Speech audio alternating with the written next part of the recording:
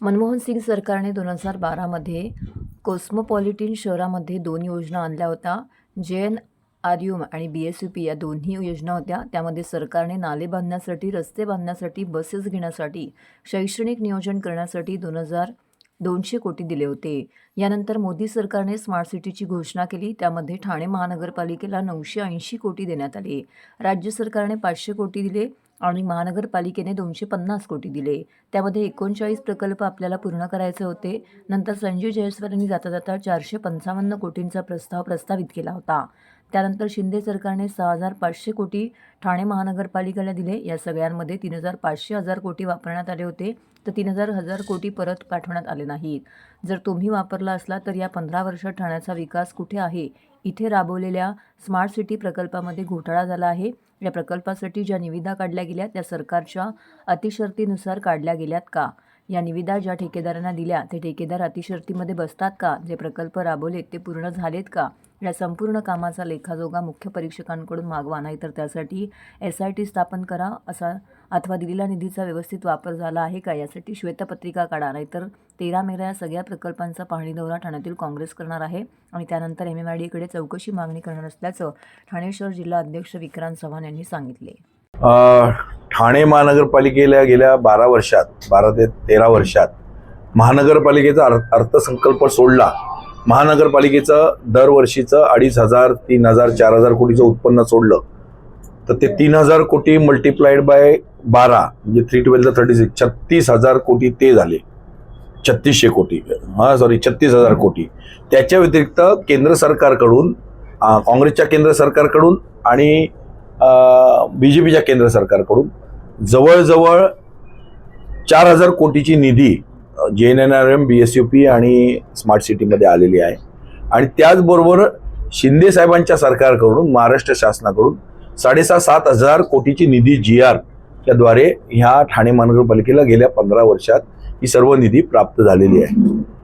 तर ही जी निधी एवढी झालेली आहे ती निधी ही आपले 36,000चा अर्थसंकल्प, त्याच्यातला समजा 500 कोटी जरी दरवर्षी स्थापत्य कामांवर पकडला, 700-800 कोटी, तर 7-12 84 ते 8,000 आणि हे आलेले 8,500 म्हणजे 15-16,000 कोटी ठाणे महानगरपालिकेला विकास कामांसाठी प्राप्त झालेले होते 12-14 वर्षात. आणि ठाणे महानगरपालिकेचं क्षेत्र पाहता मला वाटतं 35 वर्ष ही सत्ता आहे महानगरपालिका स्थापन होऊन.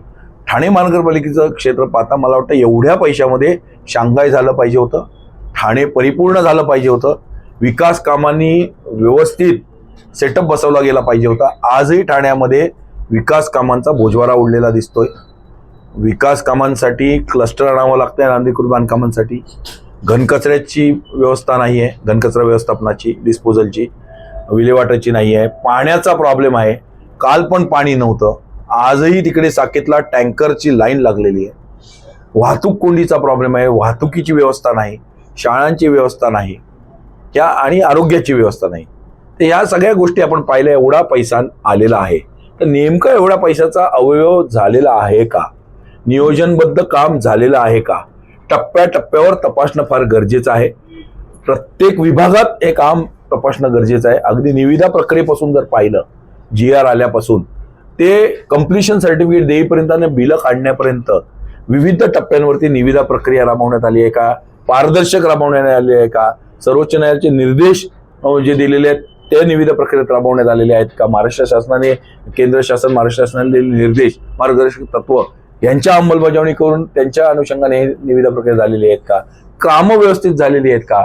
कामामध्ये विविध अंगी ज्या गोष्टी असतात, मुदतवाढ देणे, आणखीन काही NOCs घेणे, पर्यावरणाची NOC घेणे, CRZची NOC घेणे, ट्रॅफिकची NOC घेणे, पोलिसांची NOC घेणे, सगळ्या जेवढ्या NOCs आहेत त्या नीट घेतल्या गेल्या आहेत का? मुदतवाढ दिलेली आहे का? कामांना विलंब झाला तर का झालेला आहे?